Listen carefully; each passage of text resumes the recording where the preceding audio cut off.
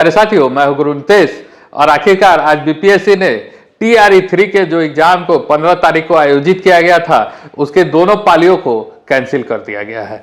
जैसा कि आपको पता होगा कि TRE3 के एग्जाम के दिन ही हजारीबाग से लगभग 300 विद्यार्थियों को अरेस्ट किया गया था जो कि आंसर को रट रहे थे।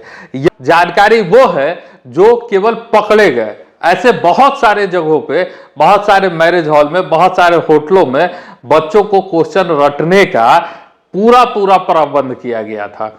बहुत जगह पर बहुत सारे लोगों को एंट्री नहीं मिली, बहुत जगह पे क्वेश्चन नहीं पहुंचा, बहुत जगह पे क्वेश्चन आया भी तो बहुत सारा चीजें हो गई, लेकिन एक आखिर पकड़ाया जिससे यह पता हो गया कि TRE3 का क्वेश्चन जो था वह बृहद स्तर पर इस परीक्षा में धांधली किया जा रहा था।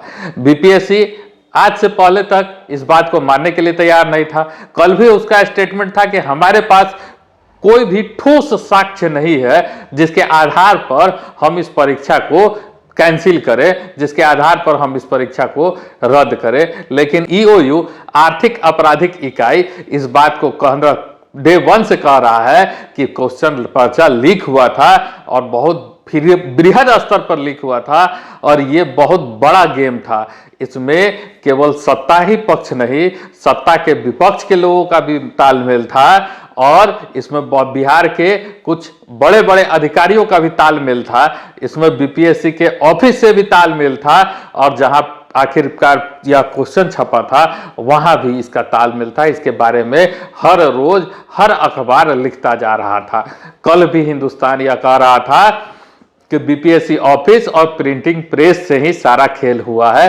आज भी हिंदुस्तान के अखबार में छपा हुआ है कि कोलकाता के प्रिंटिंग प्रेस से ही छपने से पहले ही क्वेश्चन को पेन ड्राइव में ले लिया गया था और फिर उसके बाद उस प्रश्न का उपयोग किया गया, क्योंकि जो प्रश्न लोगों को मिला है उस प्रश्न में कहीं कोई बारकोड नहीं है।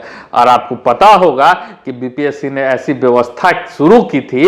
एक बार जो 67वीं के परीक्षा में जब प्रश्न आउट हुआ था तो बीपीएससी ने यह व्यवस्था की थी कि अगर आप आपका प्रश्न पत्र अगर वायरल होता है तो उसमें एक यूनिक बारकोड होता है, जिस बारकोड से यह पता चल जाता है कि इस परीक्षा का यह प्रश्न किस विद्यार्थी को दिया गया था।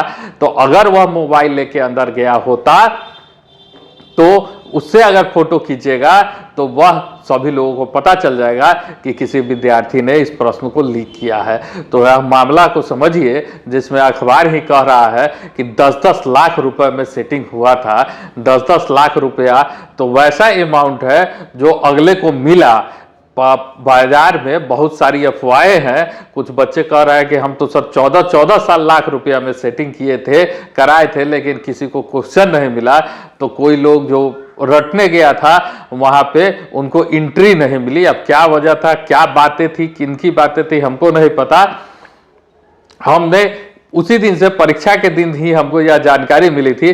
तब से ही एक तरह से आप समझिए तो हम शॉक्ड थे कि बताइए कि बिहार में बहुत दिनों के बाद तो बहाली हो रही है, जो ढंग की बहाली हो रही है, इसमें भी बहुत सारे प्रॉन्स एंड क्रॉन्स है, उसके बावजूद भी इस परीक्षा का पेपर लीक हो गया। अब क्या होगा, कैसे होगा, इसके बारे में क्या ही कहा जा सकता है। मुझे तो यह भी विश्वास नहीं था कि बीपीएससी परीक्षा को कैंसिल कर देगा, लेकिन आखिरकार बीपीएससी को वह सबूत मिला जिसके आधार पर उसने यह परीक्षा को कैंसिल किया। 18 तारीख के एक नोटिस में बीपीएससी ने स्पष्ट कहा था कि हमारे पास प्रश्न पत्र लीक होने का किसी तरह का कोई इंफॉर्मेशन नहीं है। प्रश्न पत्र जो पकड़ाया था वह 2:30 बजे पकड़ाया था और परीक्षा 2 बजे से शुरू हो गया था, इसलिए आउट होने का कोई सवाल नहीं है। आयोग के अध्यक्ष महोदय, प्रश्न पत्र पर अगर बार कोड नहीं था तो प्रश्न पत्र तो कितना दिन पहले आउट हो गया था, इसकी क्या गारंटी है? इसकी क्या गारंटी है कि प्रश्न जो बच्चे रट रहे थे या जो लोग नहीं पकड़ाए वो कितना दिन से रट के परीक्षा दे रहे थे? अब कहां तक कहानी है? केवल TRE3 में पकड़ाया है वही है कि TRE2 में भी खेल हुआ है, TRE1 में भी खेल हुआ है। लेकिन जहां तक मीडिया रिपोर्ट है और EOU के द्वारा जो अनऑफिशियल मीडिया को बताया गया है, बहुत सारा मीडिया चैनल चला रहा है, हम इसके लिए हमारे पास ऐसा कोई सबूत नहीं है, लेकिन बहुत सारा मीडिया हाउस जो आप देखिएगा, चाहे बिहार से जुड़ा हुआ हो, चाहे नेशनल लेवल पर मीडिया जुड़ा हुआ हो, वह यह बात को स्पष्ट रूप से कह रहा है कि ईओयू कह रहा है कि इसमें सभी लोग इन्वॉल्व है, हमारे हाथ खुले हुए नहीं है, हमारा अगर हाथ खुला हुआ हो, हमको फुल फ्लेज किसी तरह का रोक टोक नहीं हो, तो हम सभी लोगों को 2 दिन के अंदर पकड़ लेंगे।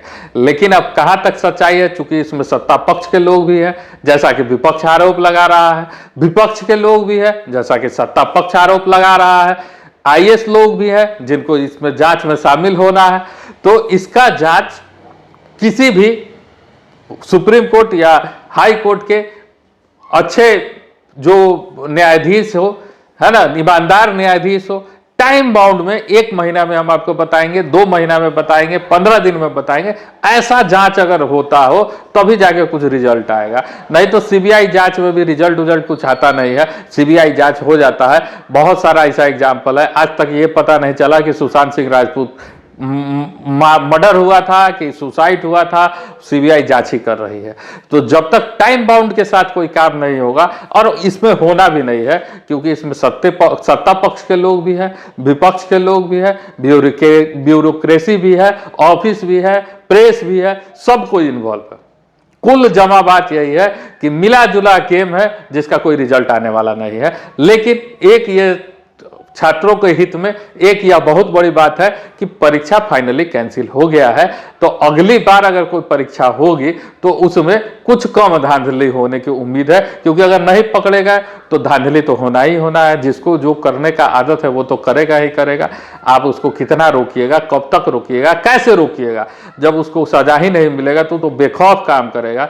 जो पकड़ाया है वो बंदा कहता है कि हम कितना परीक्षा का क्वेश्चन आउट किया हमको भी नहीं याद है। तो अब क्या हो रहा है, कैसे हो रहा है?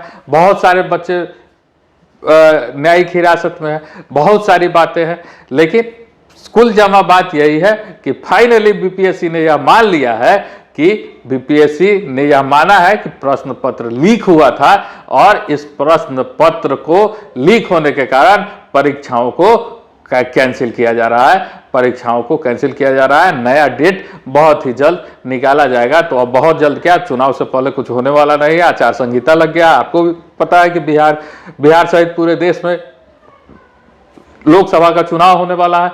तो इस चुनाव में तो अब कुछ नया होने नहीं जा रहा है, तो वो छात्र हित में ही हो, यही हमारी पूरी उम्मीद है। बाकी जय हिंद, जय बिहार।